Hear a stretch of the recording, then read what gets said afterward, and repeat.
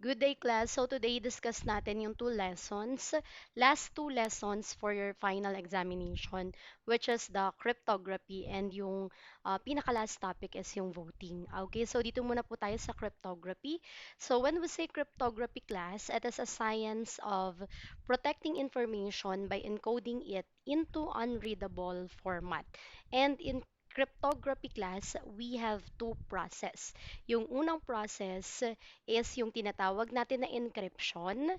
When we say encryption, ito yung paggawa, okay, ng hidden message. Okay, syempre pag gumagawa ka ng hidden message, dapat hindi naiintindihan ng ibang tao. Okay, ang makakaintindi lang is yung pagbibigyan mo, yung receiver ng message. Pero bago niya mabasa yung hidden message mo, pupunta pa siya sa second process. Ano yung second process? That is the decryption. And when we say decryption, ito naman class yung breaking a secret code. Okay, so i-break niya para mabasa niya yung secret code ng sender. Okay, so when we say cryptography, it is originated from two Greek word. First one is yung crypto, which means hidden, and graphene, which means writing. Okay, so sabi ko nga, in cryptography, that is the method of, we have two method, making, and yung pangalawa, breaking a secret code. Okay, so here, ito yung process natin, class. From plain text, gagawin mo siyang ciphertext. Okay, and that process is what we called encryption. Okay, ano yung plain text? Plain text, class, ito yung naiintindihan ng bawat tao. Yung ciphertext, ito na yung hidden message, yung mga rumbled letters, kung saan hindi na maiintindihan ng ibang tao. Okay? The second process is from ciphertext, i-break niya, gagawin niya ulit na plain text. And that method is what we called decryption. Okay, decryption, that is the process of returning or converting back the coded message into a plain text. Okay, and here, ito yung mga definition of terms natin. Plain text refers to the original text. Ciphertext refers to the coded text. And key refers to the string of information that is used to reveal the encrypted message into a readable form. Okay, since we have two method, may dalawa naman po tayong process of encryption and decryption. Ano yung first process natin? The first process, class, is what we called the shift cipher or Caesar cipher. Okay, when we say shift cipher or Caesar cipher, it is the simple type of substitution cipher wherein it uses shift in forming the key of cryptography. So, laging given kung ilang shift yung gagamitin mo as well as yung direction. Okay, so unahin natin class si shift cipher kasi we have two methods. Okay, ang first method natin is yung tinatawag natin na shift cipher or sometimes called as Caesar cipher. Okay, so ano po itong shift cipher at Caesar cipher? Dito gagamit tayo ng alphabet, letter in our alphabet. Okay, so familiarize nyo ha, walang N po dyan, MNO na agad tayo. So walang N. Okay, so paki-screenshot po ha. Okay, so here we are asked to first encrypt the word cryptography. Eh, di ba meron tayong two process. Unahin natin yung first process which is yung encryption. Okay, pag Caesar cipher or ship cipher class at encryption, yung process mo, all you need to do is to follow the shift and follow the direction. Wala ka ng ibang iisipin pa. Ifa-follow mo lang yung direction. Okay, so sabi dito sa ating direction for encryption, using shift 3 to the left. So, lagay natin shift 3 to the left. Okay, so encrypt the word cryptography. So, ilagay po natin yung word na cryptography.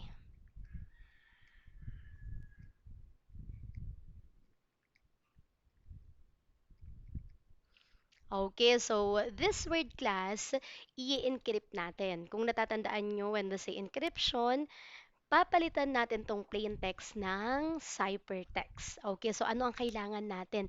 Yung letters lang po doon sa alphabet natin. Balik natin dito. Okay, so this is the letters in our alphabet. Now, ilocate natin kung nasaan si letter C. Di ba si letter C ay naandito? Okay, ang to the left natin ay papunta rito. So, bibilang ka ng 3 beses, okay, from letter C to the left. So, ito yung 1, 2, okay, syempre yung pang 3 mo, balik ka sa dulo, 3. So, that is equivalent to Z. Okay, yung R naman po, 1, 2, 3, O naman po siya. Okay, yung Y naman, 1, 2, 3, V naman po yan. Yung letter P class, 1, 2, 3, M naman po yung equivalent niya. Yung letter T, 1, 2, 3, Q naman po. Yung letter O, 1, 2, 3, letter L po yung equivalent niya. Yung letter G, 1, 2, 3, letter D po yan. Yung letter R, 1, 2, 3, O naman po. Yung letter A, since wala na rito, sa dulo ka. So, 1, 2, 3, X naman po yan. Yung letter P, we have 1, 2, 3, M naman po. Letter H, 1, 2, 3, letter E yung equivalent niya. And Y, 1, 2, 3, V naman po. Okay, therefore, the encrypted word class is this one. Okay, so ito na po yung encrypted word natin. Wherein ito na yung word na hindi naiintindihan ng ibang tao unless marunong silang mag-decrypt. At syempre, pag i-decrypt nila, magbibigay ka ng shift. Magbibigay ka rin ng instruction. Okay, so paano ba mag-decrypt? O, bigay na tayo ng instruction for decryption. Kasi kaya na natin na mag-encrypt ng plain text into a ciphertext. How about ang given mo ay ciphertext at gusto mo naman yang ilipat into plain text. Okay, and that process is what we call the decryption. Okay, and always remember class na in decryption, you need to follow the shift, but you need to follow the opposite sign. Okay, so what do you mean by opposite sign? Kapag right yung binigay sa'yo, magle-left ka. Kapag left yung binigay sa'yo, magra-right ka naman. Okay, so let's give an example. So here, we are asked to decrypt the ciphertext BJY, DNBJJY. Okay, so ano po yung shift na binigay sa atin? Shift 5 to the left. Okay, so ito yung shift na binigay sa atin. Shift 5 to the left. Okay, so isulat na po natin. We have B, J, Y, D, N, B, J, J, Y. Okay, so dito class, ang binigay is to the left. Nasa decryption tayo. Sabi dito, kay decryption, kapag to the left yan, edi yung kabaliktaran niya, which is right. Okay, so pupunta tayo to the right ng 5 beses po. Okay, so balik, ito yung letter natin. Okay, so letter B, to the right ng 5 beses. So 1, 2, 3, 4, 5, so equivalent to G. Okay, yung J naman po, 1, 2, 3, 4, 5, O naman po siya. O, letter Y, 5 po, 1. O, balik sa una, 2, 3, 4, 5. So, D naman po yan. O, letter D naman po tayo. 1, 2, 3, 4, 5 ay naman po. Letter N, 1, 2, 3, 4, 5. S. Letter B, 1, 2, 3, 4, 5. So, G po yan. J po, 1, 2, 3, 4, 5. O, so double O siya. Yung Y natin, 1, 2, 3, 4, 5, letter D. Okay, so the plain text class or the hidden message, okay, out of the ciphertext na binigay sa atin kanina is God is good. Okay, so di ba nabasa na natin by the process of encryption. Ayun class yung pinagkaiba ng two process natin. We have encryption and decryption. With the first method, which is yung tinatawag natin na Caesar cipher or shift cipher. Okay? So, let's move to our second method. Ano naman po yung second method natin? Second method, class, is what we call the modulo operator.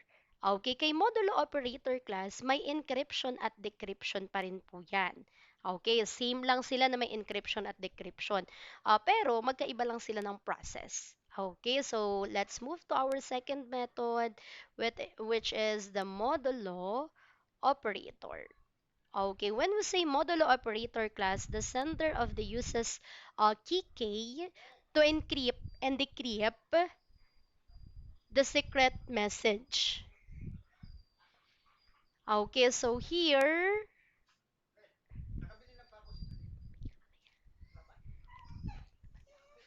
okay, so here we have three steps to follow. Number one, express the letters of the alphabet from 0 to 25. Okay, step number two, calculate y is equal to c plus k modulo 26. And then step number three, convert the number y into a letter following the order of the letters of the alphabet. Okay, so papaano ito? Kay encryption, class, okay, so encryption muna tayo. Okay, kay encryption, kapag modulo operator, sabi dito sa instruction natin, we need to add, okay, C plus K. So, ibig sabihin kay encryption, our operation is addition. Lagi pong tatandaan, addition yan. Okay, syempre kapag decryption, alam mo na yung kabaligtaran. So, subtraction naman. Okay, yung gagamitin natin na operation. Okay, so ano yung from 0 to 25? Yung letter A, class, okay, we can represent that one as 0, followed by B, which is 1, and so on and so forth. So, ibig sabihin hanggang 25 lang. Okay, uulitin ko ha. May corresponding value ang bawat letter sa alphabet po natin, which is this one. Okay? Then, after that, bigay na tayo ng i-encrypt natin. Okay? So, dito, hanggang fun lang, wag na yun to learn kasi nga masyadong mahaba. Okay, encrypt daw natin ito. Paano mag-encrypt? Sulat mo na ni ma'am. MMW is fun. Okay, wag na yung to learn kasi masyadong mahaba. O, anong binigay sa atin na key? So, let k is equal to 5. So, ito yung key na binigay sa atin. Equal to 5. I-encrypt daw natin, class. Okay, so baka may magtanong, ma'am, 25 lang po ito. Paano po pag nag-add kami, pag lumampas po ng 25, kunwari po 27, okay lang. Ito yung 25. Pag 27, balik ka sa A. 26, 27, 28, 29, and so on. Ma'am, subtraction po yan. Paano po pag may negative? Pag may negative, start ka with a dulo. Itong z natin. Ito ay negative 1, negative 2, negative 3, negative 4, and so on and so forth. Okay, maliwanag po tayo ha. Kunin po natin yung value ng m. Value of m is equal to 12. Parehas m yan, so 12, 12. Yung w po is 22. Yung I naman po is 8. Yung S is 18. Yung F is equal to 5. Yung U is equal to 20. And then yung N po natin ay 13. Okay, then after that, yung binigay po sa atin na K, which is equal to 5, i-add po natin lahat dito. So, plus 5, 5, 5. You can bring your scientific calculator, ha? Para mas madali kayong mag-addition and mag-subtraction para hindi na kayo malito. Okay, so add po natin. This one is equivalent to 18. This is equivalent to 25. 10. This one is equivalent to 5 plus 18, 23. This is equivalent to 13, 27, 17, and 17. Okay, then after that, kunin po natin yung specific value nila dito sa letters natin. Okay, di ba yun yung step number 3? So, yung 17 po, that is equivalent to R. R ulit. 27 since 25 lang po ito. Balik ka sa A, 26, 27. So, letter B po ito. 13 is N. 23, we have X. Yung 10 po natin, which is K. Yung 25 po, Z. And then yung 18 po natin is S. Okay, so ito na po class yung tinatawag natin na encrypted word. Okay, syempre ito na yung hindi maiintindihan, okay, ng kahit na sino. Okay, now, papaano naman po yung decryption? O yung decryption, ito add yan ha. Yung decryption, kabaligtaran lang po niya. Okay, so dito, ganun pa rin, step number 1 kay decryption, we need to express the letters of the alphabet from 0 to 25. Okay, pero dito, subtraction na. We need to calculate C is equal to Y minus K modulo 26. Okay, so yung decryption po natin here is subtraction. Okay, subtraction process na po tayo. So, dito na minsan yung nagkakaroon ng negative. Okay, di ba? Pero, niremind ko naman kayo na kapag may negative, start lang po kayo sa dulo para makuha yung values po nila. Okay, so here, ito yung binigay sa atin na letters, encrypted letters. Kung mapapansin nyo, ito rin po yan. R, R, B, N, X, K, Z, S. Okay, hindi lang natin sinama ito. Okay, so tignan natin pag ito yung ginamit natin. And gamitin pa rin natin na let K is equal to 5 pa rin po. Let K is equal to 5. Okay, so copy natin yung letters. R, R, B, N, X, K, Z, and S. Okay, so now, kunin po natin yung specific value nila corresponding dun sa letter ng alphabet po natin. Okay, R is 17, 17, B is equal to 1, N is equal to 13, X is equal to 23, K is equal to 10, Z is equal to 25, and S is equal to 18. Okay, then subtract po tayo. Minus 5 on each of corresponding number po. Okay, minus 5 na natin. Okay, so total po natin, it will give us 12. 12, 1 minus 5 is negative 4. Don't disregard yung sign, negative po talaga yan. Okay, so this one is 8. This one is 18, 5, and 20, and then 13. Okay, kunin na po natin yung corresponding letter nila. 12 is equal to M. M po ulit. Negative 4, start ka with dulo. Negative 1, negative 2, negative 3, negative 4. So, W po yun. Okay, ang 8 po natin ay I, ang 18 ay S, ang 5 po natin ay F, ang 20 po natin ay U, and then yung 13 po natin ay N.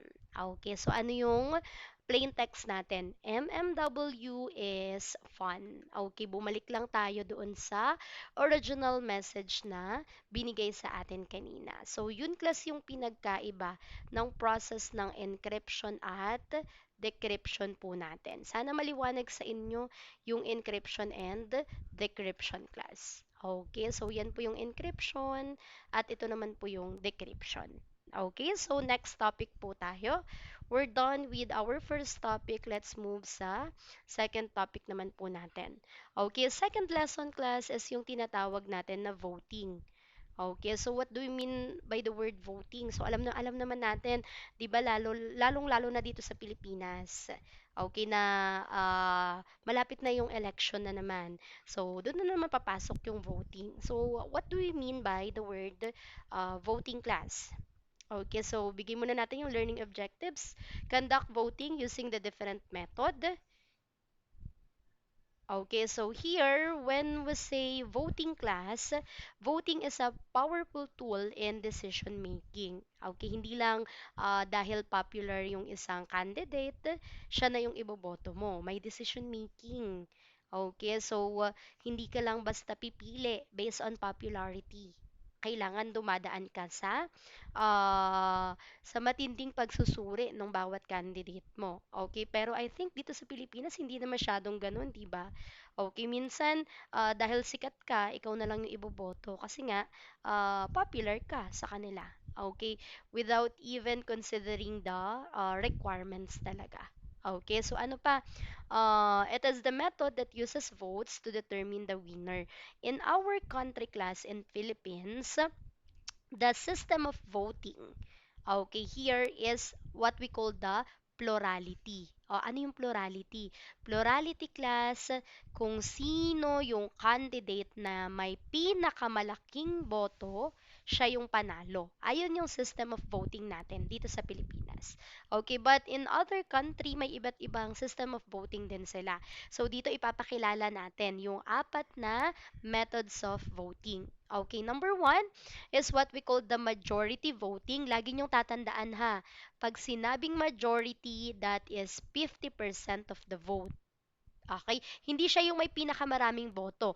Pag na-reach niya yung 50%, siya yung panalo. Ayun yung majority. While when we say plurality, siya yung may pinakamaraming boto. Kahit hindi pa siya naka 50%, basta siya yung may pinakamaraming boto, then siya yung panalo. Okay, sa board account class, may pointing system po tayo dito. Okay, sa pairwise comparison voting, dalawa lagi yung pinipair natin. Kaya nga, from the word itself, comparison. So, laging by twos yung kino-compare po. Okay, so ito yung laging magkasama, yung majority and plurality. Kaya sila yung uunahin natin na i-discuss kasi laging sila po yung magkasama. Okay, so when we say majority class, majority vote, over 50% of the people voting must vote for the candidate. Okay, and plurality method, each voter votes for one candidate and the candidate with the most votes win. Okay, laging tatandaan ha, pag majority, kailangan makakalahati, 50%. Okay, sa plurality, basta ikaw yung may pinakamaraming boto, ikaw na agad yung panalo. So, paano natin yan madedetermine? Okay, so here, which among of the four candidates won by majority and by plurality? Okay, so tingin kayo dito, meron tayong number of voters. Okay, we have 5, 6, 3, 2, and 4. O, alamin natin, ilan kaya yung total number of voters? So, i-add lang po natin yan. Pag gusto nating mahanap yung total, add lang po natin. Okay, so pwedeng-pwede naman po kayong gumamit ng calcu. So, gamit na lang po kayo ng calculator para hindi kayo nalilito ha. So, 5 plus 6 plus 3 plus 2 plus 4. Okay, so add po natin. We have total of 20 voters. Ito yung pinaka-total natin. Now, pag majority and plurality, hindi mo na titignan yung second choice, third choice, fourth choice. Ang titignan lang po natin is yung first choice po natin. Okay? So, syempre, simulan natin with plurality.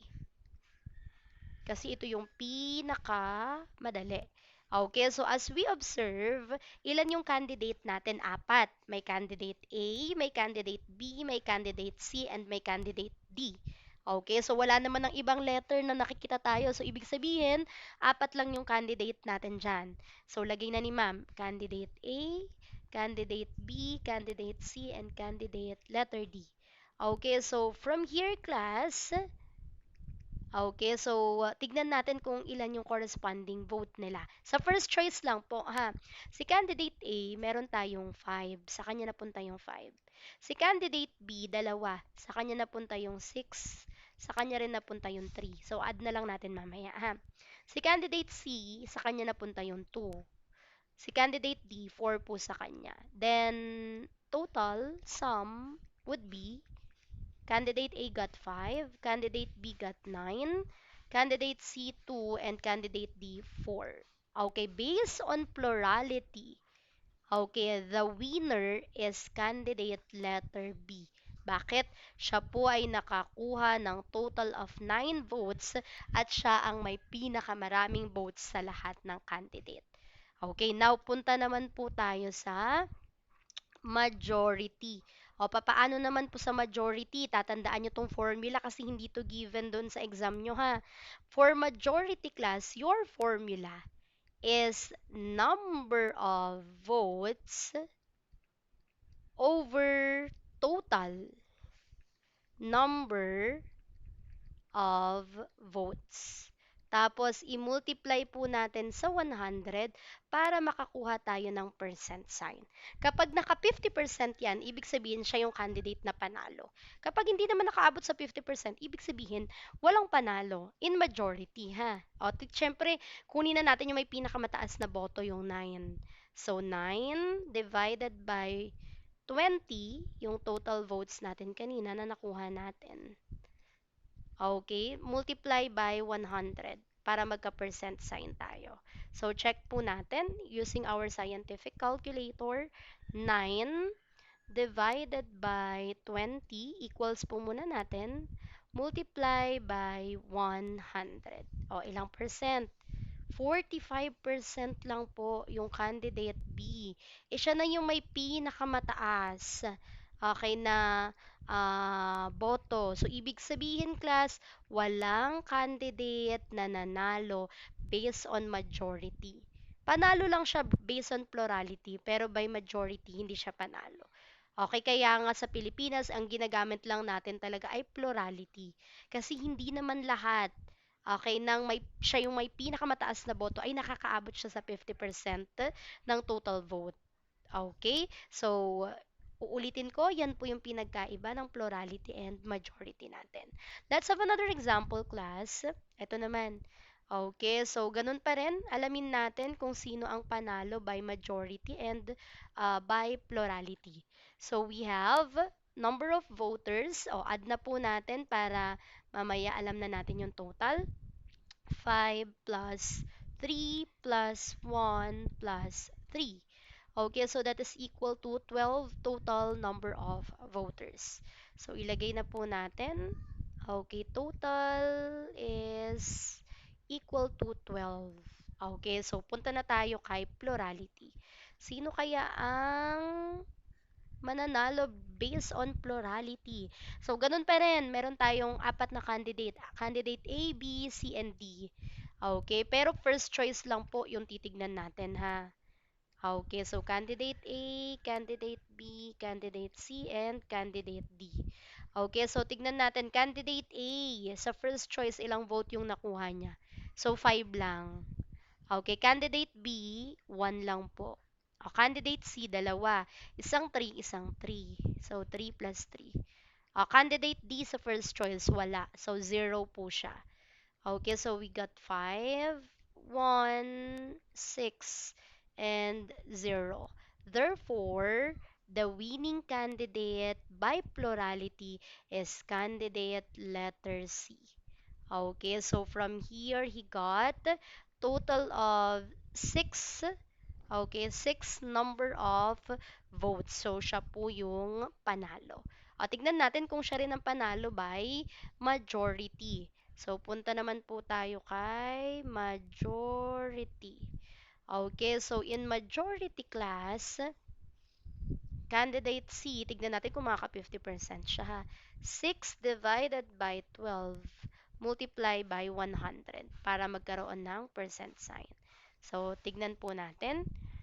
6 divided by 12 is equal to times 100 is equal to 50%. Very good.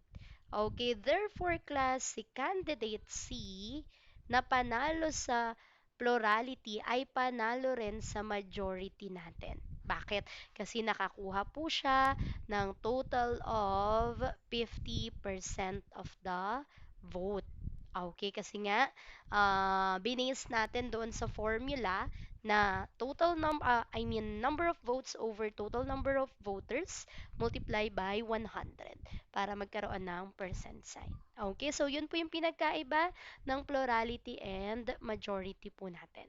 Okay, punta naman po tayo sa third method po natin. Okay, so third method class is yung tinatawag natin na board account method. Ano po yung board account method? So, award points to a candidate based on preference schedule, then declare the winner to be the candidate with the most points. Okay? So, here, may kanya-kanyang points bawat place. For example, first place, may 3 points. Second place, 2 points. Third place, 1 point na lang.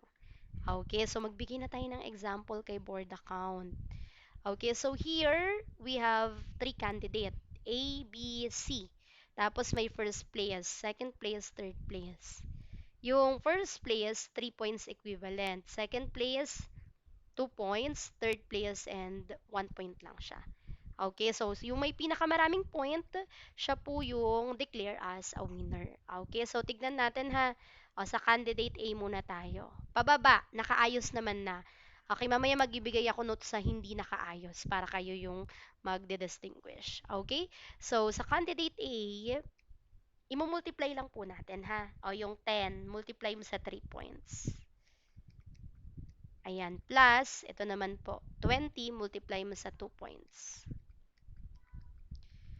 Plus, yung 40, multiply naman po natin sa 1 point. Okay, so mamaya na natin i-equal sa candidate B po tayo. We have 20 multiply 3 plus 40 multiply by 2 plus 10 multiply by 1. Mamaya natin i-equals. Okay, next na po tayo sa candidate C, last candidate. 40 multiply by 3 plus 10 multiply by 2 plus 20 multiply by 1. Okay, so ito yung tatlong candidate natin. Now, pag inad po natin lahat yan, candidate A got 110 points. Okay, candidate B will got 150 points. And last one, candidate C got 160 points. Kung sino yung may pinakamalaking points, siya po yung panalo. And that is candidate letter C who got 160 points po. Ayun yung tinatawag natin na board account method. E paano pag hindi po yan nakaayos? Oh, so tayo maghahanap. Ito po yung problem po natin. A corporation would like to invite a new investors. Okay, the possibilities are Ayala, letter A, Bonifacio, letter B, Calixto, letter C, and Dancel, letter D. Kaya meron tayong apat na candidate po dyan. Who is the winner under the board account method of voting? Okay, so punta muna po tayo sa candidate letter A. O, hanapin natin ha. First place po muna tayo. Okay, candidate letter A. So, sa 35, dito, sa first place po, row tayo. B, D, C, D. X, walang letter A. Okay, walang candidate A. Second place po, C. A, A. O, yun, may dalawang A, A. So, 30 times 3 plus, ano yung isa? 20 times 3 pa rin. Okay, plus, third place po, may A rin sa dulo. Okay, so 35 times 2 plus 15 times 2. Mamaya natin ito total ha. Pwede nyong itotal habang nag-solve ako. Okay, candidate B naman po tayo. Punta po tayo sa first place. May B po ba dyan? Meron, isa. Ayun. Nasa 35. So, 35 times 4 plus, bakit 4? Ayan o, 4 points po siya. Dito sa second place, walang letter B. Third place po tayo, may dalawang letter B. 30 times 2 and 20 times 2.